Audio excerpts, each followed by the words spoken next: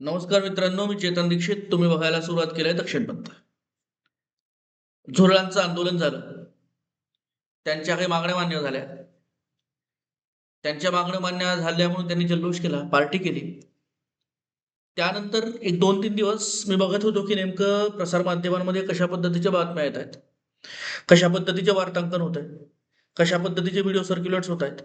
एक थोडीफार भीती होती, की खरंच जर या सगळ्यांच्या मागण्या मान्य झाल्या आणि ज्या काही हिंस्त्र आणि हिंसक आंदोलकांनी जो काही तमाशा मांडला, रंगीबेरंगी डोके, रंगीबेरंगी केस करून त्यांनी ज्या पद्धतीनं व्हॅनवर उड्या मारल्या होत्या, अत्यंत अर्वाच्य भाषेमध्ये मोदींना शिव्या दिल्या होत्या, ते बघता ह्या सगळ्यांना जर खुली सूट दिली गेली, तर येत्या काळामध्ये हा एक ट्रेंड बनू शकतो, की एक 10-15,000, 20,000 लोक रस्त्यावर आली, परवानगी न काढता आंदोलन केलं, सार्वजनिक मालमत्तेची नासधूस केली, तरीही सुद्धा त्यांना कायदा काही केस हात लावू शकत नाही. सुदैवानं गेले काही दिवस बघतोय, ज्या पद्धतीनं दिल्ली पोलीस माग काढतायत, ज्या पद्धतीनं फेशियल रिकग्निशन कॅमेराच्या माध्यमातून त्या लोकांचा शोध घेतला जातोय, त्यांची रडारड मनाला सुखावून जाते तसं जर पाहायला गेलं तर. नेमकं ह्या सगळ्या आंदोलनाच्या अनुषंगाने जेव्हा मी विचार करतो, शिक्षण क्षेत्रातला एक व्यक्ती म्हणून विचार करतो, तेव्हा मनामध्ये प्रश्न आहे, की बाबा रे नेमकं ह्यांनी साध्य काय केलंय?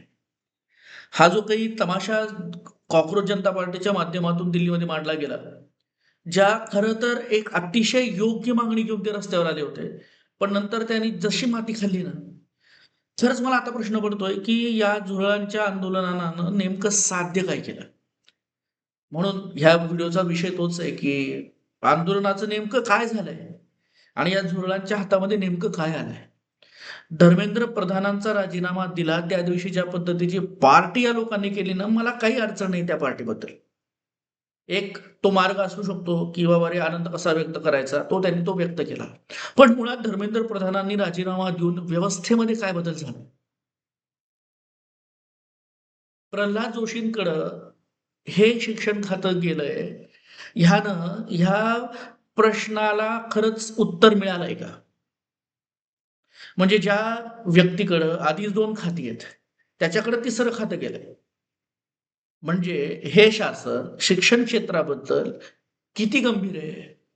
मला या सगळ्या पार्श्वभूमीवर जेव्हा मी झुरळांच्या आंदोलनाचा विचार करतो, तेव्हा नेमकं माझ्या डोक्यात काय लक्षात राहिलंय? धर्मेंद्र प्रधान इस्तिफा. छोले भटुरे, अर्वाच्य भाषेतल्या शिव्या, अर्वाच्य घोषणा. ज्यांनी घोषणा केल्या त्यांना मजबूत बांबू लागले ही गोष्ट वेगळी. सोनम वांगचूक आणि सगळ्या शेवटी ती पार्टी. ह्या पलीकडं या संबंध कॉक्रोच जनता पार्टीच्या आंदोलनाचं काहीच लक्षात येत नाहीये. व्यवस्था बदलावी म्हणून कुठल्याही पद्धतीचं अकॅडमिक डिस्कशन झालं नाही. कुठल्या तोंडानं हे आमचं आंदोलन यशस्वी झालं म्हणतात खरंच मला कळत नाही. खरं तर प्रल्हाद जोशींना शिक्षण खातं देणं हे म्हणजे वैयक्तिक ह्या संबंध या सगळ्या प्रक्रियेमध्ये सगळ्यात चुकीची गोष्ट असं माझं वैयक्तिक मत आहे. प्रल्हाद जोशी खूप चांगले आहेत. प्रल्हाद जोशींबद्दल मला काहीच म्हणायचं नाहीये.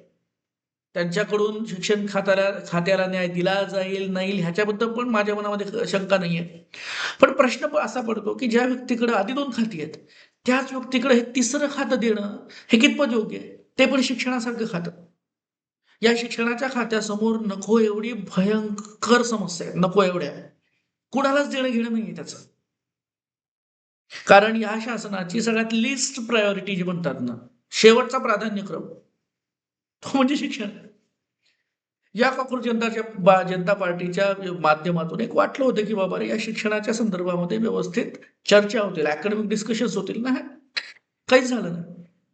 मग प्रश्न असा पडतो, की या कॉक्रोच जनता पार्टीनं नेमकं साध्य काय केलंय? खूप चॅनल्स फॉलो करतोय मी.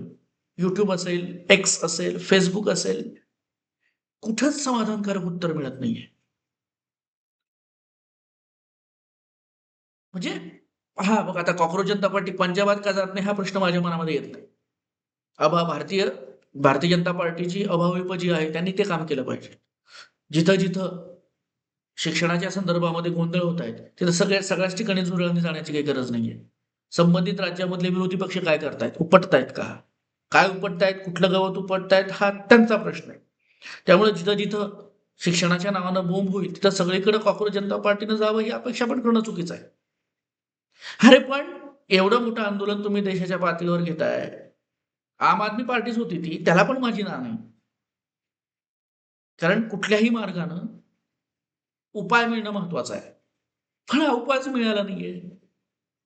म्हणजे जर तुम्हाला खरंच या कॉकरोच जनता पार्टीच्या माध्यमातून असं काहीतरी विधायक घडलंय, की जे माझ्या डोळ्यात म्हणजे निसटले माझ्याकडून ते.